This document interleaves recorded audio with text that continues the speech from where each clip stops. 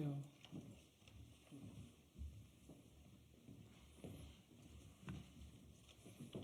이쪽으로.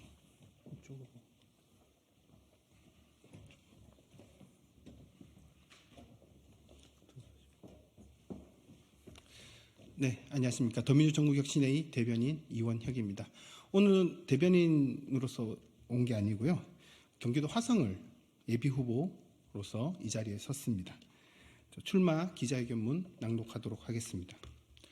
당당한 파란 깃발과 함께 승리하겠습니다. 윤석열 정부는 경제, 평화, 기후 등 모든 분야에서 위기를 자초하고 있습니다. 탈당한 이원욱 의원은 지역 주요 민생을 외면하며 진작부터 지역에서는 부재 중이었습니다. 이재명 대표와 함께 총선을 이끌 참신한 새 인물이 필요합니다. 보육과 주거 문제를 쌓아온 지역의 젊은 학자로서 출마를 결심했습니다. 존경하는 국민 여러분, 사랑하는 당원 동지 여러분, 저는 이번 22대 총선에 경기도 화성을 그중에 분구 예정 지역인 동탄 2신도시에서 출마하고자 하는 이원혁입니다.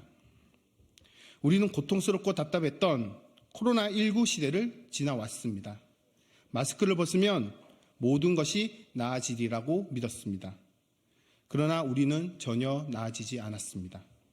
일각에서는 IMF 때보다 더 힘든 시기라고 한탄합니다. 오늘날 대한민국은 자살률에서 세계에서 압도적으로 1위이고 출산율은 그 반대로 압도적으로 꼴찌입니다. 경제가 성장하고 K문화가 세계를 휩쓰는 상황에서도 국민의 삶은 절망과 포기로 점철되어 있습니다.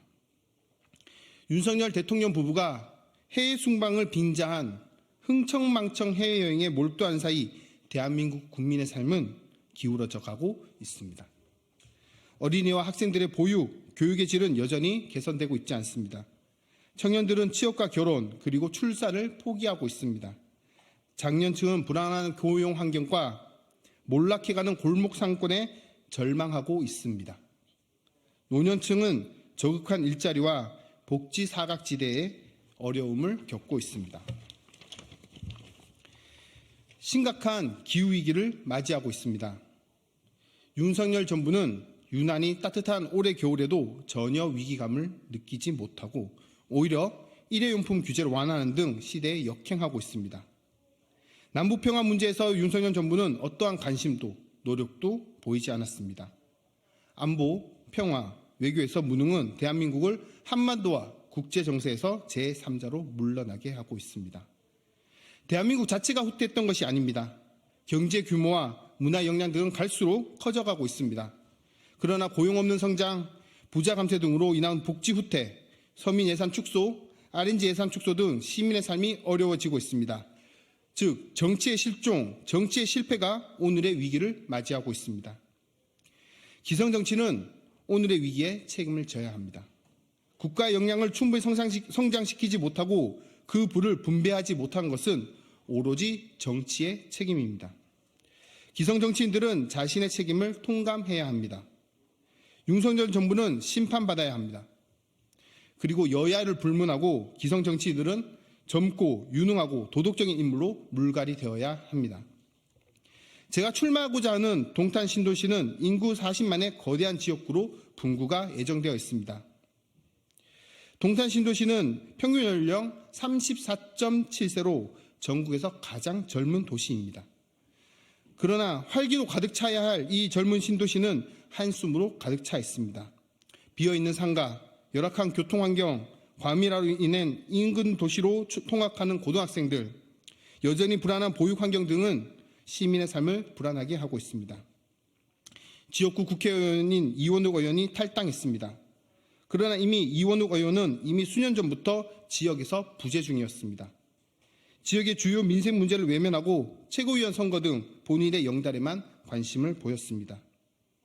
시민들은 지역구 의원을 민생의 현장이 아닌 정쟁의 현장에서만 만날 수 있었습니다. 민주적 절차로 당선된 당대표를 흔들고 본인이 몸담았던 정당에 침을 뱉을 때만 그 모습을 볼 수 있었습니다.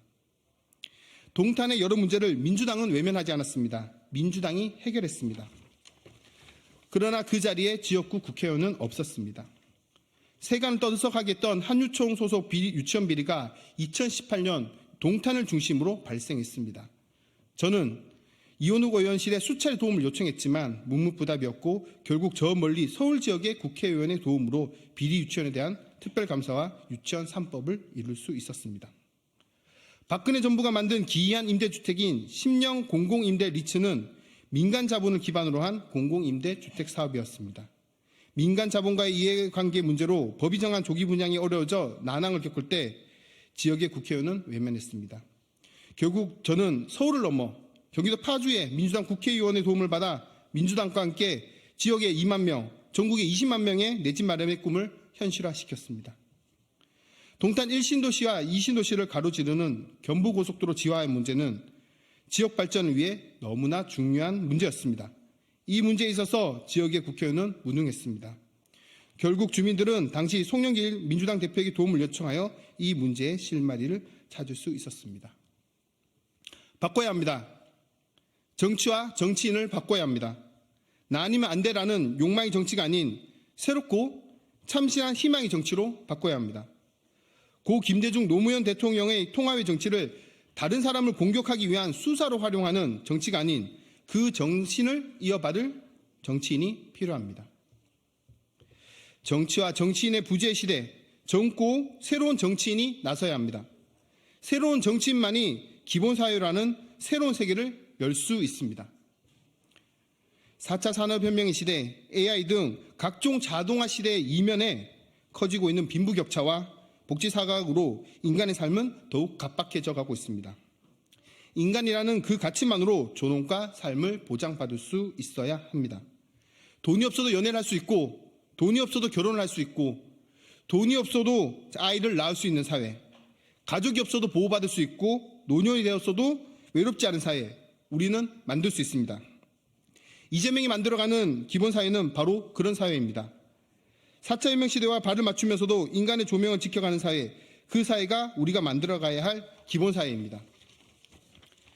이런 사회를 만들어갈 젊은 인재가 우리 사회에는 필요합니다. 당선을 위해 이재명을 필요로 하는 정치인이 아닌 이재명이 필요로 하는 정치인이 필요합니다. 저 이원혁은 보유 문제와 주거 문제의 현장 체일성에서 싸워온 젊은 학자입니다. 20만 10년 공공임대 리츠 입주민의 대표로서 유치원 비리 문제와 싸우며 유치원 3법 학부모 추진단을 이끌어온 아빠로서 저는 현장에서 싸워왔습니다. 정치 철학을 전공한 학자로서 저는 대한민국의 문제를 강단과 논문 속에서만 논하지 않고 현장 속에서 살을 부딪히며 해결해 왔습니다. 이제 국회의원으로 더 큰 책임으로 동탄 신도시와 대한민국의 삶을 바꾸보려 합니다. 이재명 대표가 만들어갈 기본사회에 저의 학식과 경험 그리고 노력을 보태고자 합니다. 아이가 행복한 대한민국, 청년이 당당한 대한민국, 중장년이 안심하는 대한민국, 노년이 편안한 대한민국, 저 이원혁이 동탄 이신도시에서 이재명과 함께 반드시 만들어 가겠습니다. 감사합니다. 네, 혹시 백브리핑 질문 있으신 분은 백룸에서 뵙도록 하겠습니다. 감사합니다.